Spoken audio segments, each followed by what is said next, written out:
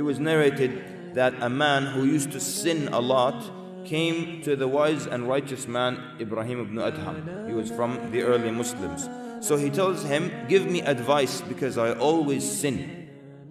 So Ibrahim ibn Adham then, rahimahullah, he's trying to shame him out of sinning in front of Allah subhanahu wa ta'ala. He says, if you want to sin against Allah, then go ahead and do so.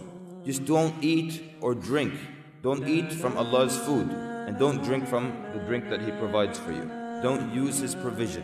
So the man said, how can I do that when everything is provided from Allah? He said, does it make sense to sin against Allah while you're eating His food? The man says, you're right. Give me the second piece of advice. He said, if you insist on sinning against Allah while eating His food and drinking from His drink, then at least don't sin against Him on His land. The man said, that is bigger than the first one, when all the land belongs to Allah.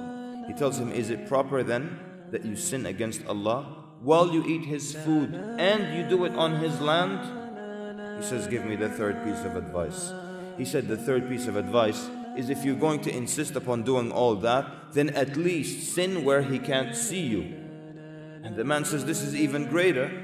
He says, does it make sense that you sin against Allah on His land while eating from His food that He provides, and you do it right in front of Him?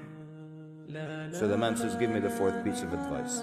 He said, if you still insist upon sinning after all this, then continue sinning, but when the angel of death comes to take you, tell them to wait for you until you make 2 rak'at and you repent to Allah Azza wa Jal. He said, the angel won't allow me. He said, then when they're commanded to throw you into the hellfire, then refuse to go with them.